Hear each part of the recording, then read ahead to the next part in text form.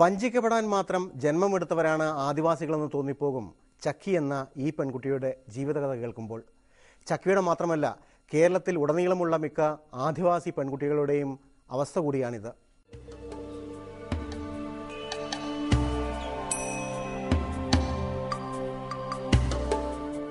കോഴിക്കോട് കോടഞ്ചേരി പരുത്തിപ്പാറ കോളനിയിൽ കാലെടുത്തു വെച്ചപ്പോൾ തന്നെ ഏതാണ്ടൊരു ചിത്രം ഞങ്ങൾക്ക് ബോധ്യമായി. പുറത്തുനിന്നെത്തുന്നവരെ സംശയത്തോടെ നോക്കുന്ന കണ്ണുകൾ, ഭീതിയായിരുന്നു എല്ലാ മുഖങ്ങളിലും. ചക്കിയെ ഞങ്ങൾ എല്ലായിടത്തും അന്വേഷിച്ചു, കണ്ടെത്താൻ കഴിഞ്ഞില്ല. ആരും ഒന്നും പറഞ്ഞില്ല. അവിവാഹിതയായ ചക്കി പെറ്റിട്ട കുഞ്ഞിനെ ഞങ്ങൾ കണ്ടു. പിന്നെ എല്ലാ കഥകളും പറഞ്ഞത് ആശാവർക്കർ റീനയായിരുന്നു. ഒരു ബുധനാഴ്ച വൈകിട്ട് 2-3 പേര് എൻ്റെ അടുത്ത് വന്ന് പറഞ്ഞു, ചേച്ചി ചക്കിക്ക് നല്ല പല്ലുവേദന നീരുവാണ്, വയറും കുറേ ഉണ്ട് എന്ന് പറഞ്ഞു. അപ്പം ഞാൻ പറഞ്ഞു, വയറുണ്ടാവുന്ന എങ്ങനെ, പല്ലുവേദന നീരുള്ളതിന് വയറുണ്ടാവുമെന്ന് ചോദിച്ചു. അങ്ങനെ ഞാൻ ചെന്നപ്പോഴാണ്, ഞാൻ ഓടിച്ചെന്ന് നോക്കുമ്പോൾ ചക്കി താടേക്ക് അത്ര നീര് വെച്ചിട്ടുണ്ട്, മുഖമൊക്കെ ഇങ്ങനെ വിങ്ങി, പ്രഷറിൻ്റെ ആയിരിക്കും എന്ന് ഓർത്ത്. പിന്നെ ഞാൻ പറഞ്ഞ് നല്ല പനിയുണ്ട്, ഛർദിയും. അപ്പോൾ പനിയുടെ ഗുളിക ഒരെണ്ണം കൊടുത്തു, പാരസെറ്റമോൾ ഉണ്ടായിരുന്നു ഇവിടെ, അതൊരെണ്ണം എടുത്ത് കൊടുത്തു. അങ്ങനെ ഞാൻ കുറച്ച് കഞ്ഞിവെള്ളം ഉപ്പിട്ടൊക്കെ കൊടുത്തു. അപ്പോൾ കുറേ കഴിഞ്ഞപ്പോൾ ഛർദി അങ്ങ് കുറഞ്ഞു. ഛർദിയും ഈ പല്ലുവേദനയുടെ ഈ ഗുളികേൻ്റെ എന്തുകൊണ്ടായിരിക്കും വേദനയും കുറഞ്ഞു. അങ്ങനെ പിറ്റേന്ന് ഡോക്ടർ വന്നിട്ടുണ്ടായിരുന്നു ക്യാമ്പിന്.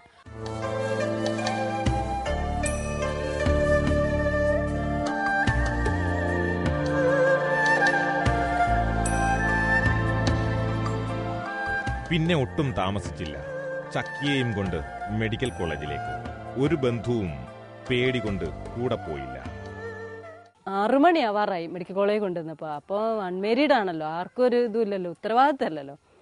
അപ്പം സാറിൻ്റെ അടുത്ത് ഞാൻ കാര്യങ്ങളല്ല ഉണ്ണി സാറിനോട് ഞാൻ പറഞ്ഞു, സാർ ഇന്ന് പ്രത്യേകം എഴുതണമെന്നും പറഞ്ഞു. അപ്പോൾ സാറെല്ലാം എഴുതി. അങ്ങനെ മെഡിക്കൽ കോളേജിൽ ചെന്ന് മെഡിക്കൽ കോളേജിൽ നിന്ന് പ്രൊഫസർ തന്നെയാണ് നോക്കി. ഡോക്ടർ എന്നോട് പറഞ്ഞു, റീന ഇതിപ്പോൾ ഇങ്ങനെയല്ലേ, അപ്പോൾ എന്താ നമ്മൾ കെയർ ഓഫ് എഴുതുന്നതെന്ന് വെച്ച്. അപ്പം സാറ് പേടിക്കണ്ടേ, ഞാൻ തന്നെ എൻ്റെ കെയർ ഓഫ് എഴുതിക്കോ, ഞാനല്ലേ കൊണ്ടുവന്നേ. കാരണം ഒരു ജീവൻ രക്ഷപ്പെടുകയെന്ന് പറഞ്ഞാൽ കെയർ ഓഫ് ഇപ്പോൾ ആരുതായാലും നമുക്ക് കുഴപ്പമില്ലല്ലോ. ഞാൻ പറഞ്ഞു, എൻ്റെ കെയർ ഓഫ് എഴുതിക്കോ സാറേ എന്ന് പറഞ്ഞു. അങ്ങനെ ഞാൻ അവിടെ അഡ്മിറ്റ് ചെയ്ത് പിറ്റേന്ന് രാവിലെ ഞാൻ ഇങ്ങോട്ട് പോയിരുന്നു. ഇവിടെ വിവരമൊന്നും പറഞ്ഞില്ലല്ലോ, എൻ്റെ അടുത്ത് അന്ന് ഫോണൊന്നുമില്ല.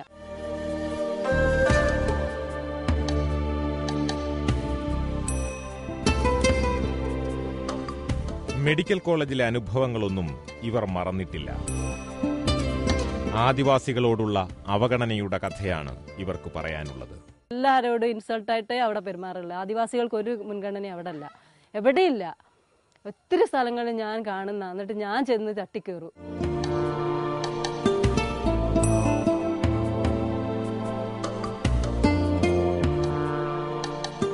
ഒടുവിൽ ചക്കി ഒരു ആൺകുഞ്ഞിന് ജന്മം നൽകി. അവിവാഹിതയായ ആദിവാസി പെൺകുട്ടി അമ്മയായ കഥ നാട്ടിൽ പാട്ടായി. വനിതാ കമ്മീഷൻ നടപടിയുമായി എത്തി. പോലീസ് DNA ടെസ്റ്റ് വരെ നടത്തി ചക്കിയുടെ ഗർഭത്തിന് ഉത്തരവാദിയെ പിടികൂടി. കേസ് ഇപ്പോഴും തുടരുന്നു. ഇത്രയൊക്കെ സംഭവങ്ങൾ നടന്നിട്ടും ആദിവാസി ക്ഷേമ വകുപ്പ് ഇങ്ങോട്ട് തിരിഞ്ഞു നോക്കിയിട്ടില്ല. ആദിവാസി ഊരുകളിൽ അച്ഛനില്ലാതെ കുഞ്ഞുങ്ങൾ വളരട്ടെ, ആർക്ക് ഛേദം. ആദിവാസി ഊരുകളിലെ അരക്ഷിതാവസ്ഥയുടെ പ്രതീകമാവുകയാണ് ചക്കി എന്ന ഈ പെൺകുട്ടി. കുഞ്ഞിന് എന്തെങ്കിലും ഒരു സ്കൂളിൽ പോകണോ, ഒരു സുരക്ഷിതം വേണമല്ലോ കുഞ്ഞിന്. ഇവിടെ ഇട്ട് കഴിഞ്ഞാൽ ഇപ്പം തന്നെ കുഞ്ഞ് മാറി. 3,600 കുഞ്ഞാ പ്രസവിച്ചപ്പോൾ. നല്ല വെളുത്ത് തങ്കക്കുടം പോലത്തെ ഒരു കുഞ്ഞായിരുന്നു. അപ്പോൾ ഇവരെ കൂട്ടത്തിൽ വെയിലും മഴയെല്ലാം കൊണ്ട് ചെവി പഴുപ്പായിട്ട്, അതിന് ഞങ്ങൾ പ്രത്യേകം കോളേജിൽ കൊണ്ടുപോയായിരുന്നു ചെവിയുടെ ഇതിന്. അപ്പോൾ ഡോക്ടർ പറഞ്ഞ ചെറിയൊരു ദ്വാരം പോലെ ഉണ്ട്, കുറേ കഴിയുമ്പോഴും ഇങ്ങനെ ഒലിക്ക് തന്നെയാണെങ്കിൽ ഓപ്പറേഷൻ ചെയ്യേണ്ടി വരുമെന്നാണ്. ഒരു 10-13 വയസ്സൊക്കെ ആകുമ്പോൾ അവരെ ഇങ്ങനെ വേറെ ഒരു അസുഖങ്ങളൊന്നും വരികയില്ല എന്നൊക്കെ പറഞ്ഞ് കുഞ്ഞിന്. അപ്പോൾ ഇത് ഇപ്പം നമുക്ക് എപ്പോഴും നോക്കാൻ പറ്റില്ലല്ലോ. അവനൊരു സുരക്ഷിതം വേണം, എനിക്കതേ പറയാൻ പറ്റുള്ളൂ. കാരണം മറ്റുള്ള ആദിവാസികളുടെ കൂടെ ആവാതെ ഒരു സുരക്ഷിതം.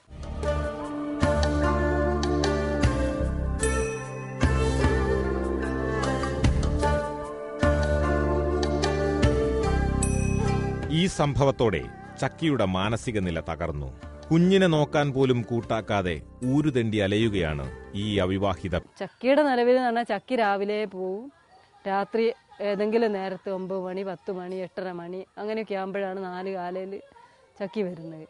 ഇവനെ കൊണ്ടുപോയിക്കൊണ്ടിരുന്നായിരുന്നു കുഞ്ഞിനെ. അപ്പം ഞാൻ പറഞ്ഞു ചക്കി നീ അവനെ കൊണ്ടുപോകണ്ട, കാരണം എന്തെങ്കിലും അസുഖമായി പോയാലോ, അല്ലെങ്കിൽ വഴിയിൽ നിന്ന് ആരെങ്കിലും പിടിച്ചെടുത്താലും മതിയല്ലോ. ഈ വഴി ചക്കി ബോധമില്ലാതെ കിടക്കുകയാണെങ്കിൽ ആരെങ്കിലും എടുത്തുകൊണ്ട് ആരോ പറയാനുണ്ടോ, ആരും കാണാനും ഇല്ലല്ലോ. പിറ്റേന്ന് രാവിലെ വരും, ആശാവർക്ക് റീന അന്വേഷിച്ചില്ല, കുഞ്ഞിനെ ആരോ തട്ടിക്കൊണ്ടുപോയി, അങ്ങനെ വരുള്ളൂ, എനിക്കറിയാം. അപ്പം അതിൽ നിന്നൊക്കെ മോചനം വേണമല്ലോ ഇവന്, അതെനിക്ക് പറയാനുള്ളത്.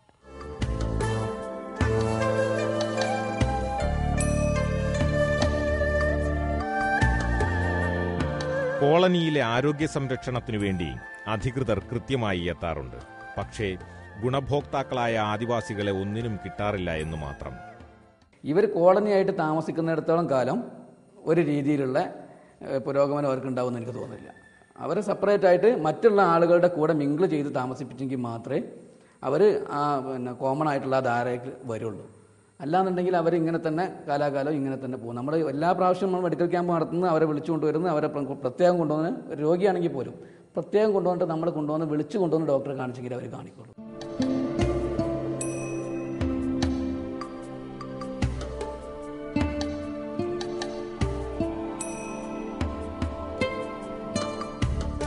ഇവിടുത്തെ കുട്ടികളുടെ വിദ്യാഭ്യാസ നിലവാരവും ദരിദ്രമാണ്.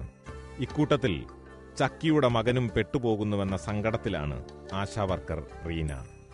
ഇവിടെ ഒറ്റ മക്കളുമില്ല, 7 മുകളിലോട്ടുള്ളവർ, ഏറ്റവും ചുരുങ്ങിയ 7 വരെയുള്ളൂ.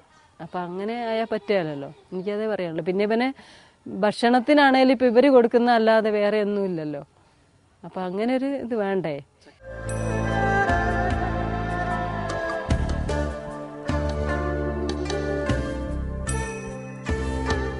പിഴച്ചുണ്ടായവൻ എന്ന പേരിലാണ് ഈ കുട്ടി ഇവിടെ വളരുന്നത്. അതു തൽക്കാലം കേട്ടില്ലെന്നു നടിക്കാം. പക്ഷേ ജീവിക്കാനുള്ള ഈ കുരുന്നിന്റെ അവകാശത്തെയെങ്കിലും സംരക്ഷിക്കാൻ അധികൃതർ തയ്യാറായേ മതിയാകൂ.